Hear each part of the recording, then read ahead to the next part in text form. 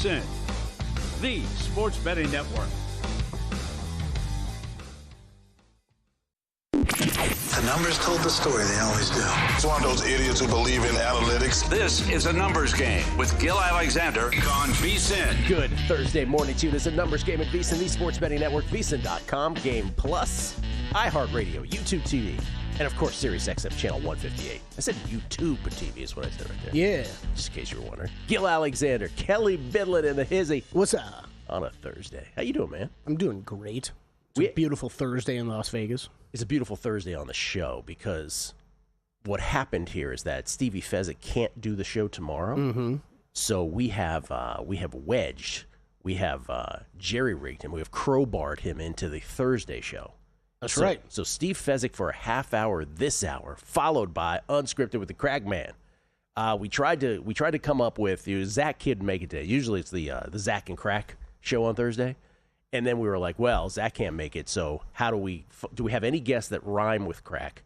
And we were like, Pete Futak, right? Yes. So we lied to you in the promo. We lied to you in the promo. So we said it was going to be Futak and crack. And then Fezzik said he couldn't come tomorrow, so we've changed Fezzik and Futak. So it's Fezzik and crack on a Thursday is what I'm saying. That's right. Let's go. I had to say, the heavy hitters. Oh, it took me 50 minutes to get that out. You ever seen the, was that a Curb Your Enthusiasm where they had like the carpool lane where they had like the dummy in the side seat? Yes. HOV the lane. crew and I were coming up with, we should just have like a dummy Kelly in the seat here for the first two segments. Like I could have just taken the day off. We got Steve and Crack for an hour and a half. Well, there's still time. Still time. By the way, I have an update for you, Kelly. Kelly, we sent Kelly to Montreal a couple weeks ago, hoping for him to get this date with Leila Fernandez, slide into her DMs. She was. I was too early, man. Oh, you were too. We sent you too early. Yeah, that was afterward. Yeah. She won in D.C. I have an update on the date. She went on the date. Oh, are you serious? There's not much to tell. She was super nervous about it. She didn't know what to wear. She didn't know if she should wear makeup or not. She went on the date. She thinks it went well. She hopes he thinks it went well. I'm bizarrely fascinated by this. Yeah. Maybe not how we should be leading the show, but I'm fascinated by this. I have follow-up questions. Because Wasn't this her first date ever? First date ever, 24 years old. And this was still just a random solicited person online? A dude. Some dude just hit her up. Imagine if that happened in other sports. We're like, what if Kelsey Plum did that? Sure. What if? Or the other way around. Yeah. What if Josh Allen, bad example. What if Trevor Lawrence wanted to go out on a date? Daniels did that. Yeah. Yeah. No. Anyway.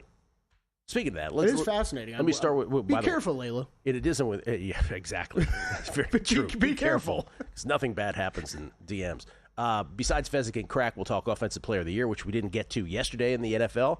Let's start out with some picks. I do have some tennis plays. Naomi got home yesterday. There you go. After Maddie Keys didn't show up the day before against Clara Towson, Naomi sure did. Straight set win over Clara Towson. So Naomi, we had like 35 cents of CLV on this, so thankfully the CLV came home. Naomi's in the final today in Montreal, I think you say at Montreal, against Victoria Mboko, the Canadian upstart, who is just going to be a fabulous tennis player. But we have a lot of excitement about her, right? Oh, massive excitement. But here's the weird thing. They're playing the final in Montreal today, as they are in Toronto, by the way, on the men's side. Of the National Bank Open. And they are starting in Cincinnati today. So what they've done is they're wedging the two 1,000 tournaments into a 3-week span before the U.S. Open, which they don't do with the Sunshine Double. They don't do that with the Miami Open and Indian Wells before that. They do that over 4 weeks. One tournament ends, the next one begins. Here, they're overlapping. So like Naomi and Mboko, I don't know when they're playing their first round match in Cincinnati. But anyway, I have 4 plays. Right, so how does that, are they getting a bye? Oh, the winner will, but Mboko's in the first round. She's not getting a bye. How does that scheduling work? I don't know. That's what I'm saying. It's kind of cool. Like if you're running out of time, I don't mind the idea, but like from a betting standpoint, and then just from trying to win a tennis tournament standpoint, this sounds tough. Well, I have Osaka today in the final in Montreal. Laid minus 158 on Naomi Osaka to beat Mboko in Montreal. But then in Cincinnati, 3 plays today. 2 on the ladies' side, 1 on the men's side. On the ladies' side, Katie Bolter versus Olga Danilovic have Bolter at minus 113. 2 players who have floundered in the last 6 months in terms of their hardcore data. I'll take the better of 2 evils, in my opinion, Bolter over Danilovic. Then the upset, predicting Yifan Wang over Peyton Stearns. Peyton Stearns, when we last saw her, was losing to Venus Williams, 45-year-old Venus Williams. Yeah. I don't know what's going on with her, but plus 146 on Yafan Wang. And then on the men's side, Zizou Bergs versus Jacob Fearnley at plus 112 for Zizou Bergs. So Osaka in Montreal, Bolter, Wang, and Bergs in Cincinnati. One of these days, I will power rank names in tennis, but Zizou Bergs is definitely up there. You should name, when you have a son, you should name him Zizou. That's a great name. I would consider it Zizou Bidlin. Yeah. That rolls off the tongue. Yeah. Zizou. You look like a guy who would have a son with a first name that starts with a Z. Zachary Bidlin or something like that. Yeah. Here's my son Zizou going to the zoo, checking things out. Zizou. You want to keep going? Or? No, good. Okay. We preseason NFL football today. Let's go. Pumped. So we have 3 games. We have another line move in the Giants game. First of all, we should point that out. That's not one of the games today, right? Yeah, that is Saturday. That was one flashing this morning. But that's so this is another example of there was a wave already. So the Bills were favored to begin with. Then there was a move on the Giants because I guess people figure, well, what do the Bills have to play for, right? They would just want to get everybody unhurt in 3 games. And then it was announced today, this morning, Josh Allen's not playing. The confirmation of Josh Allen playing, right, which everybody kind of knew anyway. And so then it moved again. Giants minus 3.5. I really do want to track this notion, and we should probably rehash. It moves like 2.5 points off of that. I bet the Giants. I bet it before it moved. Just because I can't help myself when I see a move like that. And what I was thinking though, Gil, like we've brought up multiple of these examples. I kind of want. I need to hear from an odds maker. You know, like what are they? Because we always talk about why is it moving 2.5 points off of news that we kind of expected to hear at some point. So are the odds makers setting this number, assuming Josh Allen's going to be in there or not be in there? That's a good question. Or is it just? First of all, we don't know that announcement is coming until very late, I suppose, right? Like, so there's no. We have no idea. We don't know that every team is going to make their announcement for their quarterback until right before game time or whatever. At some point it will come, right? But I don't know that. It just feels like there's waves of people that don't hear stuff or don't care about stuff until they hear something like that. And maybe that's mostly it. I just think that's it, and I don't know. I don't know. It's preseason is such its own animal. We should probably rehash that discussion we had from the other day, which is, again, for those who think that this is a degenerate activity, betting preseason, it is not, because we don't know the in the regular season. We are all aware of motivation. Everybody wants to win. We are all aware, generally speaking, due to injury reports, of who is going to play and who is not. You can count on a depth chart manifesting in a game. In preseason, we know not about motivation from team to team, and we do not know the depth charts, right? We figure it out as it's an information race, right? Yeah. It's a Googling contest, or it's a Twitter feed contest. And so, like, tonight is a fascinating example. And Fezzik is going to come in here and talk about this. Because Fezzik goes oppo on this, right? What we were saying earlier this week is, and we have, so over the last 1,100 preseason games in the NFL, remember, it's 3 weeks now, second year of this, or second year of 3 weeks, or I can't even remember I think we're more than that. More than that now, 3 or 4 maybe, I would guess. Yeah. So it used to be 4 weeks. So now that it's 3 weeks, there's certain things that we as bettors can't do anymore. It used to be that we'd have this week 2 trend that we'd bet into, and even on a show like this, which is not a trend show, but that was one that always worked, teams coming off a loss versus teams coming off a win. But now it's three weeks, every team sort of plays it differently. So you can't count on, we're all playing all the starters in week 3 of a 4-week preseason set. But what we were saying is that 1,100 preseason games here in this 3-week set, or not in the pre-week set, but the last 1,100, we have 447 of them that have had line moves, preseason games, of more than 1.5 points.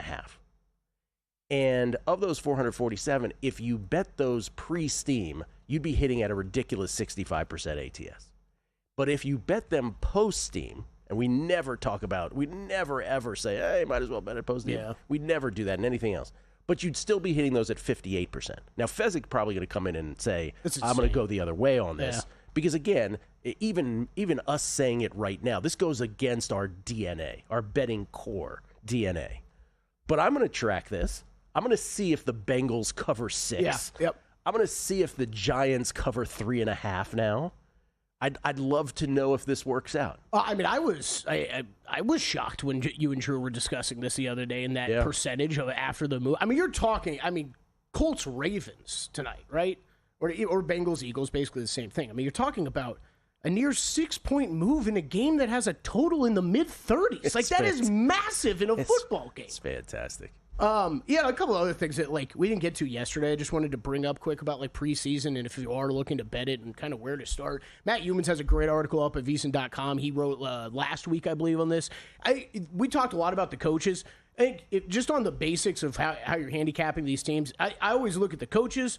Who cares who doesn't care? Because those are always interesting. Even the Sean McVay example we were talking about. Go look at what he's done in the preseason. The straight-up results tell you, okay, he doesn't really care all that much. ATS, though, it's kind of baked into the number because the odds makers know this as well. So he's really more like 500 when it comes to that. Quarterback depth charts matter a lot to me, Gil. A lot of these teams, whoever your second, third stringer is that I know we're going to end up seeing a lot of, those matter a lot to me. So Matt Humans, I know, put up every single depth chart for every single team with the quarterbacks.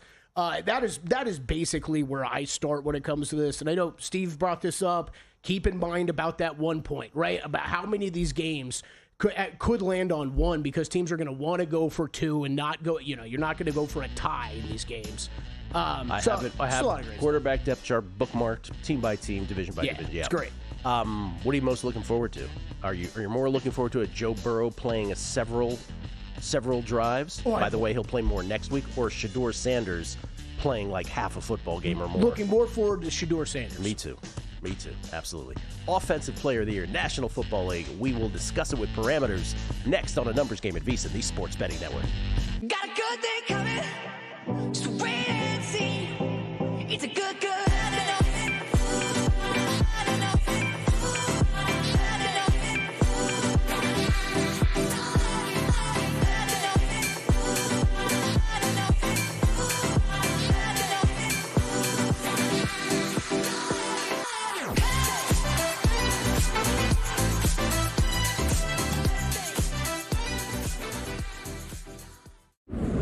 The quest for $14.2 million starts right now.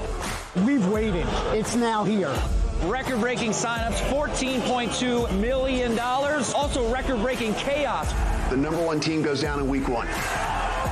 It's crazy, dudes. Obviously, this game was supposed to be Bengals blowout. No! I'm done. The dream of going back-to-back is over. Come on, baby! Nobody could see this one coming. No way the number 1 pick goes down in week number 2, but it did. This has been the craziest year that I've ever seen. By week 4, 75% of the entries are gone. This is a tough competition, and it is not for the faint at heart. Within 5 weeks, we'd lost 97% of the entries. You can feel the tension like a hot knife through butter. How many survivors will make it to even mid-season? New episodes nightly at 9 p.m. Eastern, only on VSiN.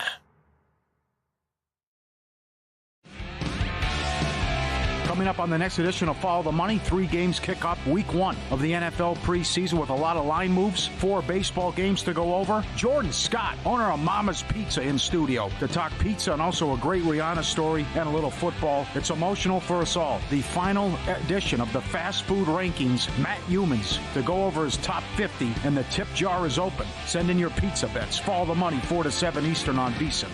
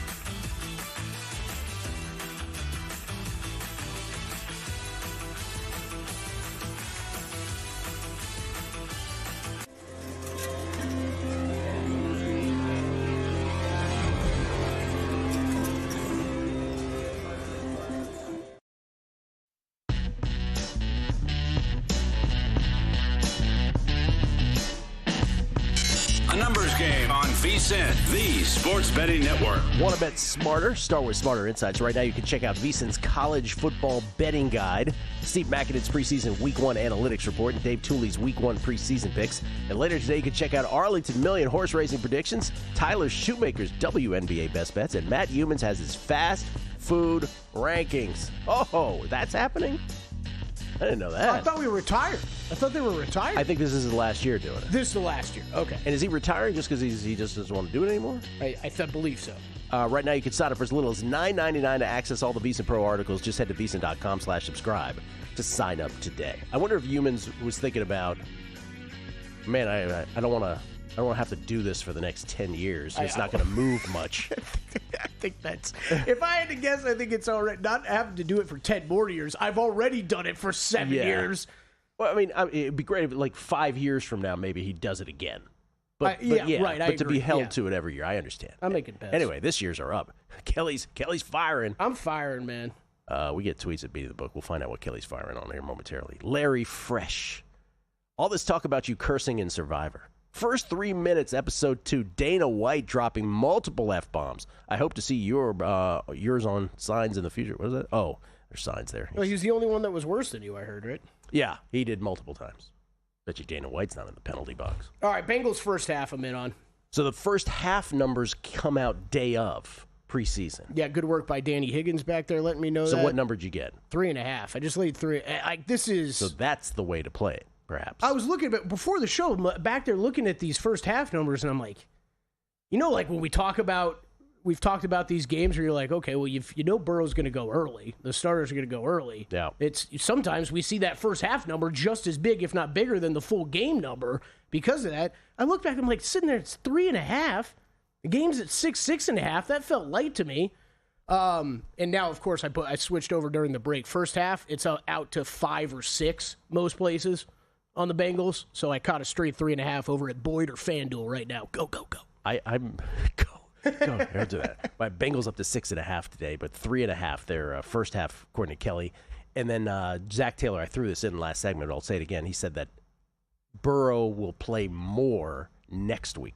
So several drives tonight, more next week against Washington. Jacob Ellis at Wapisi Capital. Understanding that it varies by person, could you explain how you go about staking futures bets, thinking about NFL win totals? Do you typically bet single units as if it's a normal day-to-day play or something more, or does it simply just depend? It does just depend, I would think, for most people. But mine is usually the same size as I do for, like, my match play in tennis. It's usually the same unit size for a future. That's how I do it. I enjoy this conversation because every bettor does it differently. Yep. Every single bettor does it differently. And this was, I feel like someone first, or we at least first discussed this even less than a year ago. And it's always interesting hearing how other people do it. Because I don't know, like, when Wes Reynolds is making all of his golf futures per tournament, I doubt he's doing the same unit size. See, even that, like, I would let's throw golf out the window because it's completely different from when I'm betting. It's even tougher, right? If it's NBA futures, right? Let's say NBA, that's my wheelhouse, right? It's probably, most of the futures bets you see me make around what you said. In between about what I'm usually betting per game, maybe a little bit more, but not too much more than like 2x, right? Except when we talk about win totals. Win totals are different to me. I will bet heavier into win totals because I have had success, mainly year over year, especially in the NBA. And even when we talk about NFL futures, the NFL win totals I'm betting on more than what I'm betting in most of these other futures bets. This is from Burner at Bernerachi. Hear me out. Is there a world in which we can see a 4-man tennis round-robin tournament of champions Gil, Todd, Fez, and a fourth, insert Kelly or Matt or someone else, raising money for charity, $100 donation for each ticket sold? A great way for listeners/viewers to show off their fandom and raise money for a good cause. The sponsor would have to be an EMT ambulance company because we suspect ACLs and Achilles tendons will explode everywhere. This tournament, axing, he says, for my friends. That's a great idea. I was thinking about that when you said Felica was going out the other day with you guys. Yeah, he didn't play. So we needed a camera out there for that. I might have developed a little bit of tennis elbow.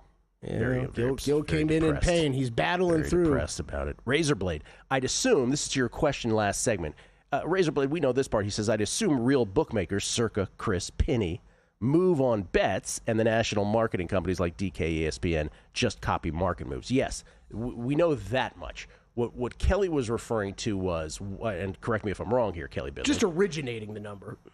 Originating, and then what you're suggesting is, by originating, getting ahead of the anticipation of these things. Right? Correct. So, and to what degree does that come into play? To what degree does that come into play, if at all? Do they care about doing that? Yeah, I don't know. That was kind of your response, and I think that's probably the closest answer. Mikey P, why do I have a weird feeling that the Bengals are going to do to us tonight what they did to everybody in Week 1 of Survivor last year? Stringfellow Hawk, your picks weren't on the website, and I played Zach's Maboko Oppo Osaka. Sorry. By the way, Zach and I are opposite off, and we split the Oppos last week when we had that day where we were Oppo. So he's on Maboko as the big dog. I am on Osaka today in Montreal, in addition to the other three. All right, Offensive Player of the Year in the National Football League. We talked about MVP yesterday. So Cleve, TA, our buddy, does a great job of giving parameters here on this. And this is, it's sort of like the old NCAA basketball formula, but here's what he's come up with. Since 2000, this is for Offensive Player of the Year. Since 2000, 9 quarterbacks, 13 running backs, and 3 wideouts have won this award. However, the last 6 winners have all been skill position players, and 3 of those were the wide receivers. By skill position, I guess he means non-quarterbacks. Is that what he's referring to there as skill position? The last 15 winners made the playoffs, and their teams won 10 or more games with an average of 12 wins per season. That's what their team ends up with. The preseason odds for the last 4 winners, Barkley last year 22-1, McCaffrey 15-1 the year before, Justin Jefferson 12-1, and Cooper Kupp was 80-1. None of the last 11 winners of this award even received a single vote the prior season. Oh, that's interesting. Yeah. 3 of the last 4 winners, Barkley, McCaffrey, and Kupp, were coming off injury-shortened seasons with mediocre results. So that makes sense in those cases. So I will tell you that, so Cleve went through this, and you know who he came up with as his plays? Puka Nacua, he got a 20-1. The LA Rams. And then Drake London was his long shot, 50-1 with the Falcons. Yeah, that was kind of maybe my biggest whoa moment when he was on with us. Yeah. Drake London not quite at 50-1 anymore, though, right? Where is Drake? Oh, maybe he is on this screen. He said he'd bet Drake down to 35-1. Right now, Saquon Barkley is your short shot at plus 650. Jamar Chase, that seems pretty doable right there, plus 950. Then everybody else, starting with Jahmyr Gibbs, is double digits at 12-1. Old tried and true Derrick Henry being at 14-1. Puka's at 16-1. Speaking of Puka, is there a play here that you? First of all, this. So essentially, what we're saying here, and you know this award over the last 6 years has really solidified as the best non-quarterback. We have 50 voters. MVP is often and almost always. Great quarterback, great team. It's very simple. Offensive Player of the Year for these 50 voters in their brains and in their voting brains has ended up just being, we have to give an award to someone who's not a quarterback. Now, there's no writing that you have to do that. Yeah. There's no rule that says that that's the case. That's just what has been the case the last 6 years. Do you think that continues, or do you think it's high time for that to change back to, hey, you know what? This quarterback actually deserves an award, too, even if it's not MVP. I think it's a great question. I understand why we've kind of shifted. Because the shift kind of first occurred to of the quarterback only for MVP, right? And then it was kind of this followed, right? If we're basically only going to talk quarterbacks for MVP, we got to be able to award these guys, the skill position guys, with something else. Because it basically starts with if you're going to win MVP and you're not a quarterback, you're going to have a ridiculous season as a running back or a wideout. Right, yeah, exactly. Yeah. I guess, Gil, it's tough, man, because I really want to say, if I had to bet this, I don't have any bets in this market. If I had to bet this right now, I probably would drift down to the Lamar Jackson, Josh Allen, and just play both of them, because I think they're going to be in the mix for MVP, and if one of them has a stellar rushing season like that, maybe it goes to them. But the counter to that would be Joe Burrow last year, right? If a quarterback is going to win Offensive Player of the Year, wouldn't it have been Joe Burrow last year? Yeah, that's a good point. So maybe we're just in this, we're stuck in this, we're in position player time. Remember, the point of this is to win a bet and not to make some moral stand, right? I think it should be a quarterback, so I'm going to bet somebody at 51, even though these voters have shown that they're not betting it. No. So I think Jamar Chase at plus 950 to benefit off Joe Burrow's season might be an interesting play there. I do think that if you went quarterback, if you decided I must play a quarterback in this particular market, just if you wanted to do that, I don't know. I think Jaden Daniels at 40-1 is fascinating because what if he has a great sophomore season? What if he has a great second-year season? Yeah, no, I would include him in that group of quarterbacks, right. Yeah. But I would lean towards Jamar Chase. Full disclosure, I do not have a bet in this market yet either. We will come back. Steve Fezzik in studio. Why he doesn't like the post-Steam preseason plays. Next. And they're off.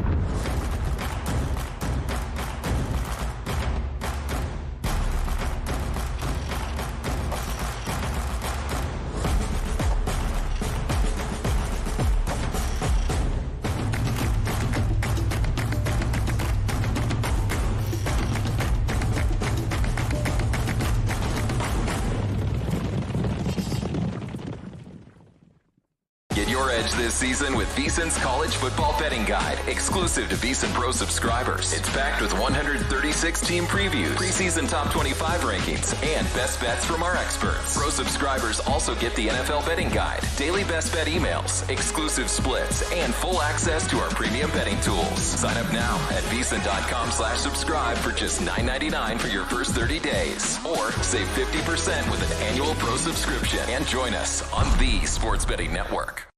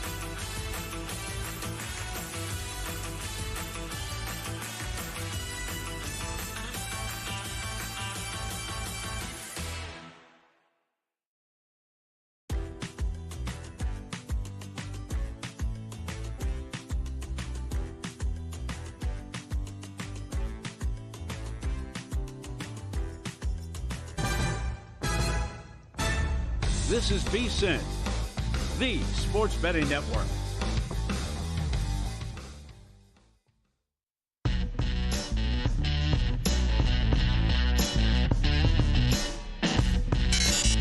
Game on VSiN, the Sports Betting Network. Numbers Game live from Circa Resort Casino, downtown Las Vegas. Gil Alexander, Steve Fezzik, about to standing by, I should say, here, alongside.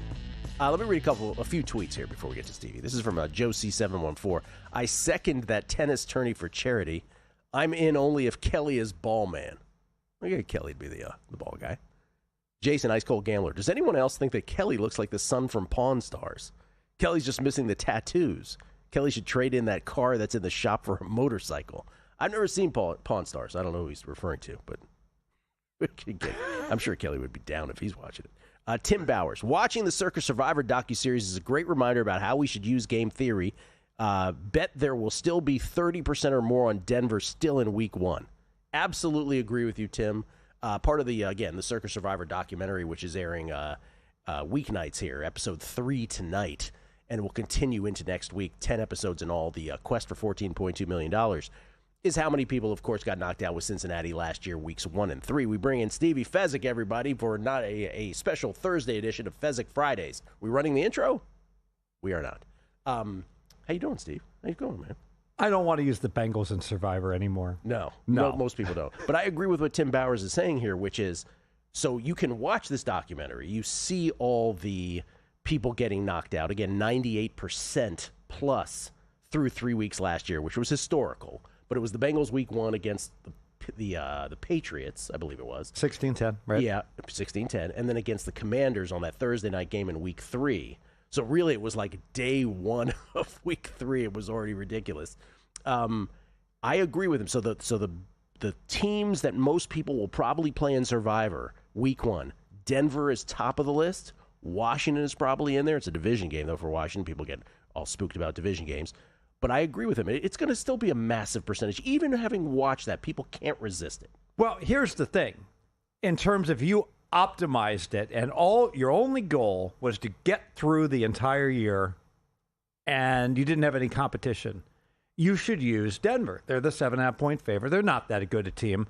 But what happens, everyone is so clever, and they want their own paths, that kind of trying to be clever isn't so clever anymore, because, like you said, like instead of 75% using Denver, it'll be like 35 or 40%. So you're not getting that much value going rogue. Yeah, it's so true. Okay, let's talk about preseason, week 1.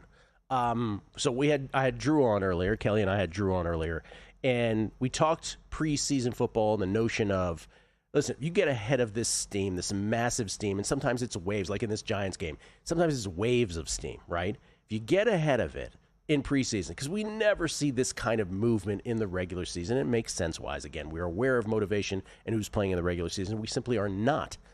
Typically in preseason in general terms. But if you get ahead of that, you're hitting at like 65% ATS of games, that move dramatically. Even if you go post-steam, it's been working out. You are not a fan of that.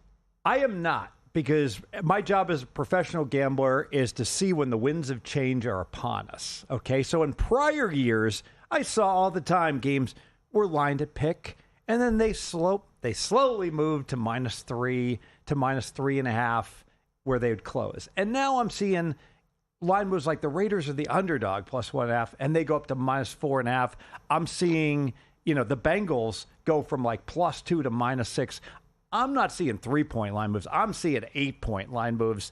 And I just think it's a bridge too far to think I can just smoke dope all week long, wake up what moved 8 points, and then, hey, I'll get on the party train and I'll win. That's not a potty mouth, right? No, you're fine. I don't think you can follow these moves and win at post. No, we're not suggesting that as a practice you should either. But what we're saying is that this is this one fascinating part of the sports betting calendar where it still has worked out. That I agree with. Now, do you have, it's a fact. It's not about agreeing or disagreeing, right? So the only question is, do you have the gumption, right? Do you have the moxie? Do you have the chutzpah to do that, to, as you say, smoke dope for a week, show up, and then bet it? I will tell you this. I'm fascinated to see how it works out. I will be watching to see if Cincinnati covers the 6.5 or whatever it is. Bold prediction tonight. Obviously, all the money on Indy, Cincy, and the Raiders.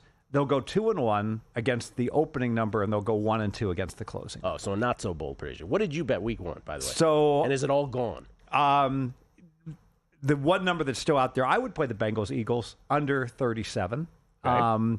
Basically, neither coach has a history of caring. The Eagles have injuries at wide receiver, and 37 is like, that's a mountain of a number. Week 1 NFL. I think I saw like 12-4 to the under.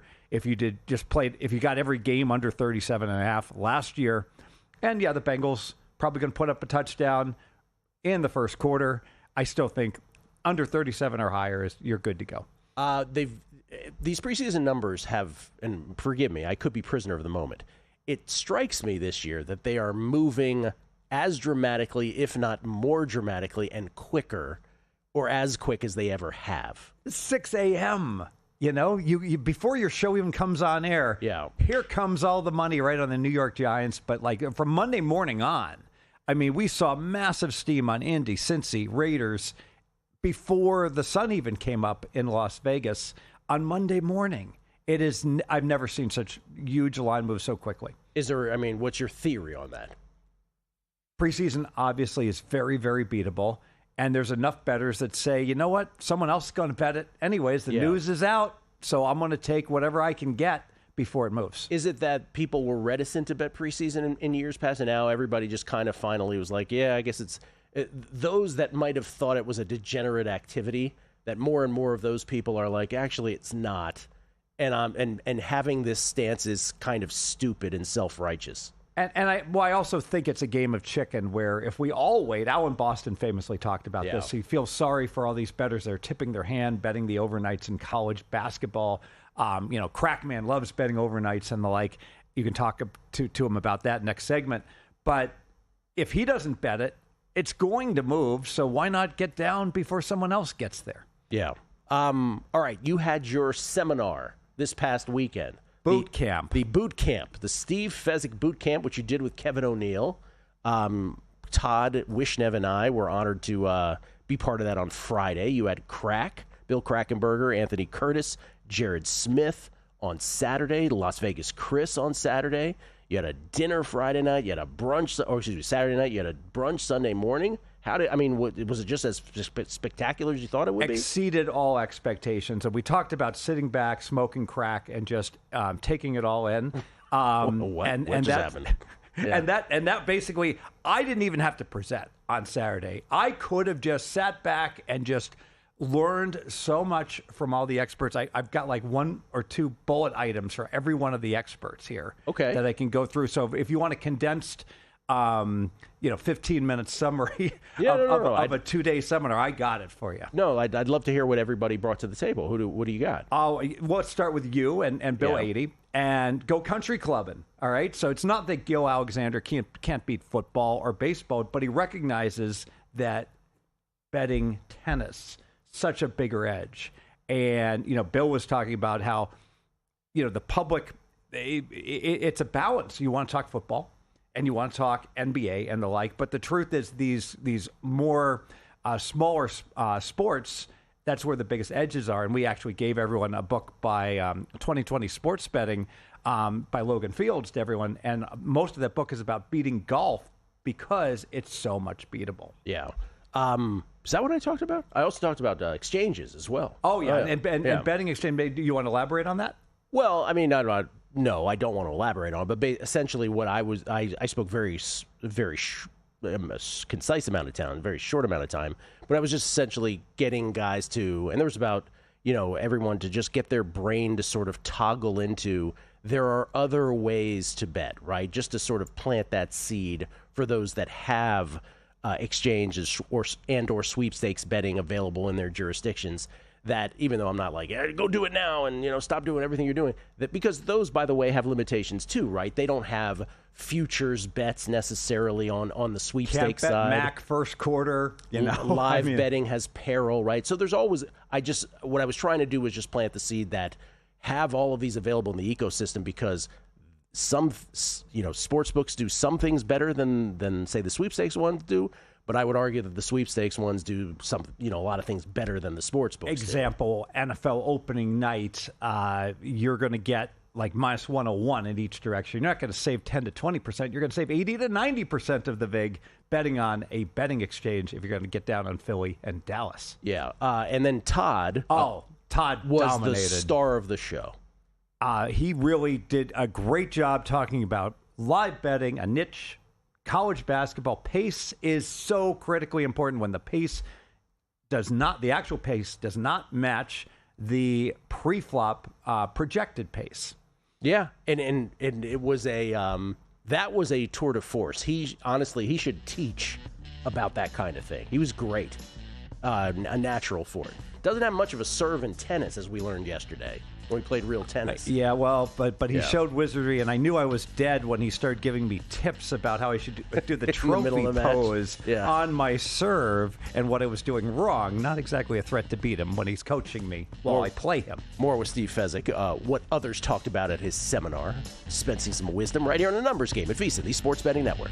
As sports fans, we may cheer for different teams, but there's one thing that we can all agree on. We want the game to be big.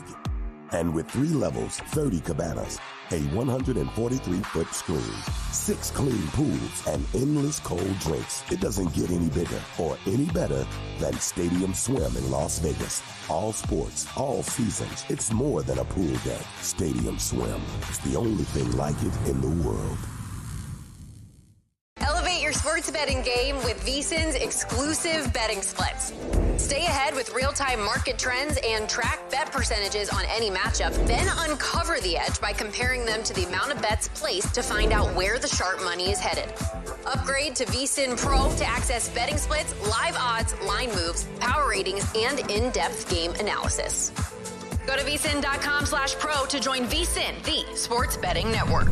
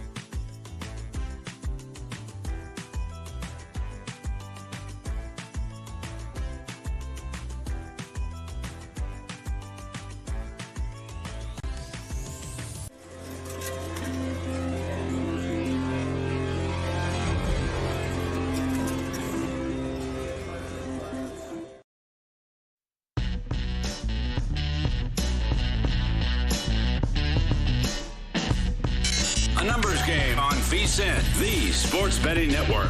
We've mentioned it before. We'll mention it again. Circa Survivor, the quest for $14.2 million. 10-part documentary series following the drama, strategy, and heartbreak inside the world's largest legal football contest. Episodes air nightly, 9 p.m. Eastern through Saturday on VSiN. Then catch the final 5 episodes August 12th through the 16th. That's next week, also at 9 p.m. Eastern. Miss an episode, you can watch all of them. VSiN.com/Survivor. At least the first 5 episodes up there at VSiN.com/Survivor. We get tweets at Beating the Book. Always appreciate the feedback from everybody. Best listeners in the game. I'm not making that up. Numbers, guys. Any futures pick at Cincinnati, ladies or men? Eagles plus 450. It's always squirrely, the event before a slam. But I will have a little bit on Ega at plus 450. I haven't seen any quarters yet. But the only two ladies in her quarter, Mboko and Anisimova, are the only scary names, and we saw what happened with Anisimova at Wimbledon. Not to say that will happen again on hard courts, but I like her quarter. Mikey P., follow-up question on that charity tennis tournament. When somebody pops an Achilles, are the announcers allowed to talk about it? Yes, they are allowed to talk about it. Are you wishing that on somebody? You should not do that. T-Berg_95. Fezzik doesn't like the steam since a lot of it was caused by Raz. Easy to see that. Oh, you see what it's just smart listeners. Smart listeners. I love Raz now. I know Raz and I are good. I know. Jamie Leva, I'm glad Matt Humans is getting a break from the food list. Bring it back in a few years, similar to the McRib. Take it away, and the people will want it more. Have a fantastic day, gentlemen. Wise Guys Wager. It's going to be the best Thursday with Fezzik and Crack. Thanks for putting together a great show. Kelly Bidlin always putting together great shows. Scotty, Leisure Suit Kobe, is watching the Survivor documentary. He binge-watched 5. He might have OD'd on it. Stephen Brosek, 1870. Zizou kind of like Zazu? So let me introduce Zazu Bidlin and Simba Alexander. BFFs for life. Oh, that's very nice of you. Talking about Zizou Berg is one of the tennis picks.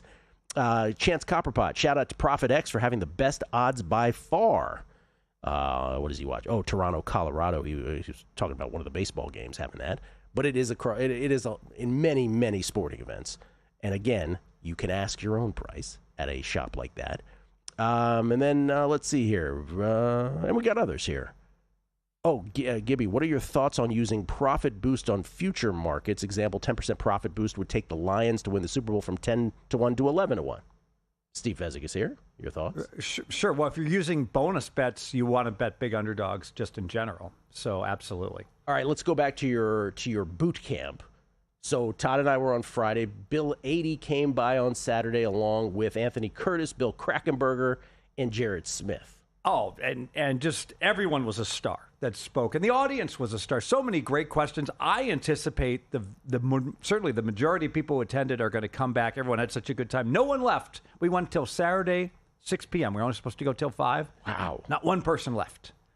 Think about Las that. Vegas Chris showed up as well. And so I'm going to lead with Las Vegas Chris because he gave the best advice of any of the experts, all right? Best EV, and he just emphasized to everyone, especially those who are getting older, get into the doctor, get your annual testing, your blood work, get everything done that you're supposed to get done at your age, because you know what? It's like in this day and age, there's no reason not to. So he absolutely, he was a star recommending that. Beyond sports betting, that's the best advice you can get. 100%. The biggest, I don't know if the biggest, but one of the major killers is the slow rolling, internal thing that you don't detect living your life, but is underneath the surface. And so that is, and no one knows better than Chris, who is a cancer survivor. Yeah, so that was great that he gave that. Anthony Curtis, I thought, gave tremendous advice. Now, he's a guy that he and Frank B have mentored, worked with Mattress Mac, that sometimes is portrayed. He's the furniture guy that guarantees if Houston wins, you don't have to pay for your furniture, and then he hedges it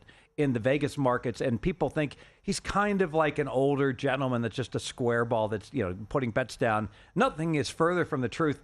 He got multi-millions of dollars of bonuses from the state of Colorado, setting up accounts to the point where, he lost millions and he won double that in bonuses they gave him because of the huge volume that he played. But Anthony, what I loved, he's making millions in bonuses for Mattress Mac. Here he is at Boomers. Just opens up new sports book in Vegas, Casino Valley, Verde, and Ellis Island. $250 sign-up bonus. Only a 3-time rollover. There's Anthony. He's like, if there's money on the ground to pick up, I'm going to pick it up. Give me a $20 match play or give me a multi-million-dollar bonus. whatever it is, I want it. Tremendous advice. Boomer Sportsbook, brand new in Vegas. Yes. Joe Asher's book. Yes. He's a big fan of mine. So and me too. And it's a $250. You would go and grab it too, right? Of course. Have you grabbed it already? No, because I want to drive my wife down, so we'll do it, and we'll grab our $500 free bonus. I think Crack is all about that too. Yeah, absolutely. You mentioned Crackman. Brilliant discussion of parlays. He likes to. When do we use parlays? We want to circumvent some limits, so we'll play overnight. And he doesn't. The Crackman doesn't play 2-team parlays in Vegas. They only pay 13-5. You get short paid by a little bit versus a mechanical parlay. You get short paid huge if you play a 4 or 5-team parlay. The 4-team are only paying 11-1. But the Goldilocks right in the middle. The nice payout is the 3-teamer at 6-1, where you're not paying any extra vig at all, and it's a good deal. And he'll wheel a bunch of 3-team parlays college basketball season on the overnight. So that was great advice. Crack saying what he liked to do. Okay. Did we forget somebody? Yeah, Jared Smith. Jared Smith, yes. I love this. And Jared, he comes out, he's like, I am not a professional gambler, so take what I'm telling you, with a grain of salt, but like how to attack certain things. Home Run Derby. He did a great job with Home Run Derby. Home Run Derby, he's like, don't focus on the dudes hitting the ball. They're all very competent and great at hitting home runs. He says, obviously you can handicap the hitters, but handicap the pitchers. Something a lot of people just ignore, because if you have a bad pitcher, anyone who's played Todd Wishnev in the rally game and has to face his third ball that's spinning like a Mercury going around the sun, the wizardry of like having to face that. Imagine having a pitcher that can't throw a good meatball down the middle. You're not going to win the Home Run Derby. So he handicapped the pitchers and went 9-1 this year in the Home Run Derby. So it's like, he's showing you not how to win the Home Run Derby. Think outside the box and approach things differently than everyone else. All right, that was Fezzik's boot camp. You and Kevin O'Neill with your boot camp. Will you do it again next year? Oh, 100%. Kevin just did a tremendous job putting this all together and getting and staying on schedule, etc. And like I explain, like how to become a Diamond member in 35 minutes, and at Caesars with their 10 times points. Yes. Now will you Bet Bash is next week? Will you attend Bet Bash? I'll swing by. Yeah. Bet Bash is fantastic. I would say Bet Bash is really just. A lot of it's really fun, too. It's great for networking. It's great for drinking. All these open bars. It's like the time of your life at Circa. So Bet Bash is a big party. I don't know. We had a really nice dinner and brunch, but we weren't partying, this past week. I guess the point for me in all this is, because there's, I don't know if you know this about gambling Twitter, but they know all. I just think that the point of all this is all of us can learn things, right? We're always learning. And it was my boot camp, and I learned a tremendous amount, So I think anybody who takes the approach, I know everything, I don't have to, look at this guy, right? It's a little ridiculous. Number of professional touts that attended my boot camp, 0. Yeah. Number of internet tough guys that said that my boot camp had little or no value, 0. You know what? If you think if you have a review and you say a pizza's lousy, at least maybe try a slice of, like Dave Portnoy, try a slice of the pizza before you give it a 3.0. All right, before you go, and again, thank you, because you can't be here tomorrow, so it was nice of you to just pop in today. You obviously dispensed advice in this as well. I'm not asking you to dispense any advice that you gave at your boot camp, but just as folks head into the first real games, obviously the Hall of Fame game is behind us, but the first real games of preseason, give us the macro in terms of, it doesn't have to be preseason, maybe about the season itself. Have you stepped up your season longs?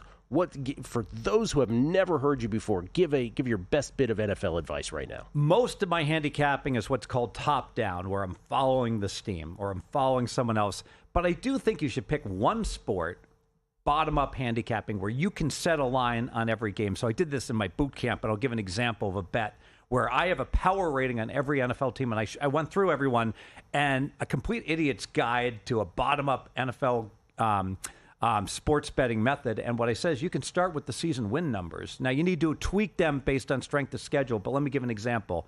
Miami is supposed to win 7.5 games. Indianapolis is supposed to win 7.5 games. So based on their season win numbers, those are two equal teams, and they both have a power rating of -2. It just turns out if you're projected to win one game less than average, that would be a -2. So if I have two teams rated at -2, if they played on a neutral site, that line should be pick 'em. Well, Indy is hosting Miami, NFL Week 1, and give them 1.5 for home field. Indy should be minus 1.5, and Indy was the underdog, +2 and +1.5. That was a play for my clients, and that was just the numbers spit out. Indy has to be favored in this game, and so I gave out in my seminar Indy, +1.5 as a best bet. Talking about week 1 of the regular season. Yes, just bottom-up handicap. Just want to clarify that. Where would you, real quick, 5-second answer? Where would people go if they want to learn more about creating their own power ratings? Do they come to you? Would you talk to them at Fezzik Sports? Exactly. Just go Twitter at Fezzik Sports. Would you talk to them like a gentleman and not be terrible to them? Call them Dumbos? Depends how nice they are to me. Come on, Steve. Crack is next, right here on the Numbers Game. Introducing the $500 trifecta. Use your GBank Visa signature credit card within 3 months of account opening